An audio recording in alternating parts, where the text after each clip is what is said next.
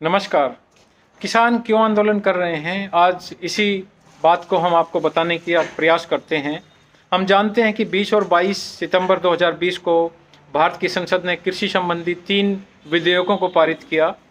27 सितंबर को भारत के राष्ट्रपति रामनाथ कोविंद ने इन विधेयकों को मंजूरी दे दी, जिसके बाद ये तीनों बिल कानून बन गए और इन कानूनों के प्रावधानों के विरोध में किसान आंदोलनरत हैं।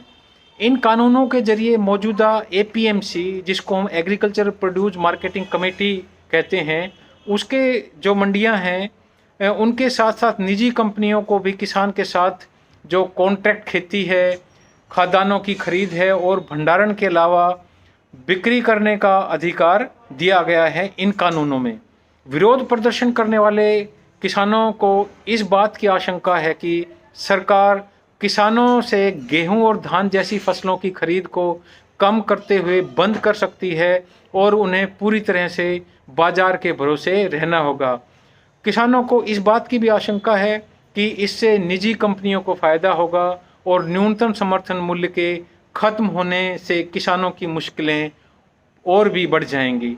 हालांकि तीनों नए कानूनों में एपीएमसी मंडियों को बंद करने या एमएसपी सिस्टम को ख़त्म करने की बात कहीं भी शामिल नहीं है, लेकिन किसानों को डर यह है कि इन कानूनों के जरिए निजी कंपनियों के बाज़ार में आने से अंत यही होगा। यदि हम बात करें 2019-20 की, तो केंद्र सरकार ने पंजाब और हरियाणा से 80,000 करोड़ टन के गेहूं और धान की खरीद की। इसमें अधिकांश किसान छोटे किसान हैं जिनका यह अनाज खरीदा गया। गेहूं और चावल की, गेहूं और जो धान कह रहे हैं उसकी खरीद की गई। निजी कंपनियों के आने से सरकार अनाज की खरीद कम कर देगी या बंद कर देगी। इस आशंका के चलते पंजाब के किसानों ने इन कानूनों का विरोध जून जुलाई में ही शुरू कर दिया था, प्रदर्शन किया। इसी प्रकार से हरियाणा के जो किसान हैं उन्होंने भी विरोध प्रदर्शन सितंबर में शुरू किया। वो भी सितंबर में इस आंदोलन में शामिल हो गए, एक तरीके से विरोध करना शुरू कर दिया। पंजाब और हरियाणा में यह विरोध प्रदर्शन पिछले कुछ महीनों से चल रहा है, लेकिन तब केंद्र सरकार और विरोध प्रदर्शन कर रहे किसानों के बीच कोई बातचीत नहीं हुई। हालांकि तीनों कानून का राजनीतिक विरोध भी होने लगा था। ऐसे में विरोध करने वाले किसान 26-27 सितंबर को दिल्ली की सीमा तक पहुंच गए। इसके बाद सरकार ने किसान संगठनों से बातचीत शुरू की। इसके बाद पंजाब और हरियाणा के अलावा दूसरे राज्यों के किसान भी विरोध प्रदर्शन में शामिल हो गए। यह बात हम जानते हैं अच्छे से कि इन कानूनों के तहत किसान अपने कृषि उत्पादों की खरीद बिक्री एपीएमसी मंडी से अलग खुले बाजार में भी कर सकते हैं। ऐसा प्रावधान इन कानूनों में किया गया है।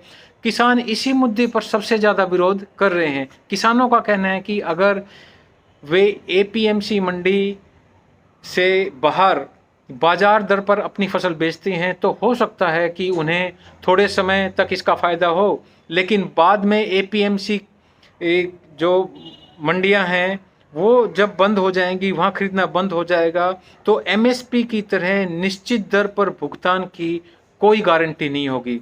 प्रदर्शन कर रहे किसानों को इस बात की भी आशंका है कि इन कानूनों के रहते उन्हें न्यूनतम समर्थन मूल्य भी नहीं मिल पाएगा। हालांकि सरकार का कहना यह है कि कृषि कानून एमएसपी सिस्टम और एपीएमसी मंडियों को प्रभावित नहीं करते हैं। नए कानूनों के तहत जो कॉन्ट्रैक्ट फार्मिंग, जिसको अनुबंधीय खेती, ठेकेदारी खेती भी हम कह सकते हैं, उसको भी मंजूरी दी गई है। यानी अब किसान थोक विक्रेताओं, प्रोसेसिंग इंडस्ट्रीज और प्राइवेट कंपनी से सीधे अनुबंध करके अनाज का उत्पादन कर सकते हैं। इसमें फसल की कीमत पर तय करके अनुबंध किया जा सकता है। सरकार का दावा है कि इस प्रावधान से किसानों को पूरा मुनाफा होगा, बिचौलियों को कोई हिस्सा नहीं देना पड़ेगा। लेकिन किसान इस कॉन्ट्रैक्ट खेती का विरोध कर रहे हैं, क्योंकि इसको लेकर किसानों की दो प्रमुख चिंताएं हैं। ये प्रमुख चिंताएं दो कौन कौन सी हैं? पहली चिंता तो यह है कि क्या ग्रामीण किसान, गरीब किसान, कम पढ़ा लिखा किसान निजी कंपनियों से अपनी फसल की उचित कीमत के लिए मोल भाव करने की स्थिति में होगा? और दूसरी चिंता यह है कि किसानों को जो आशंका है वो ये कि निजी कंपनियां गुणवत्ता के आधार पर अपनी फसल को अपनी फसल की जो कीमत है वो पूरी किसानों को नहीं मिल पाएगी। जो फर्में हैं, जो कॉरपोरेट कंपनीज हैं, वो कीमत को इस बात पर ख़रीदना कम कर देंगी, क्वालिटी बताकर कीमत कम कर देंगी और ख़रीदना भी कम कर देंगी। तो इस प्रकार नए कानूनों की मदद से सरकार ने दलहन, तिलहन, प्याज और आलू की जो आवश्यक वस्तुएं हैं उनकी सूची से इन वस्तुओं को हटा दिया है और सरकार का कहना है कि इससे इन उत्पादों के भंडारण पर रोक नहीं होगी, इससे निजी निवेश आएगा और कीमतें स्थिर रहेंगी। जबकि दूसरी तरफ किसानों का यह मानना है कि इन प्रावधानों से निजी कंपनियां बड़े पैमानों पर इन उत्पादों का भंडारण करने लगेंगी और अपने फायदे के लिए बाजार में इन उत्पादों की आपूर्ति की जो आर्टिफिशियल कमी है, कृत्रिम कमी है, उसको पैदा कर देंगी।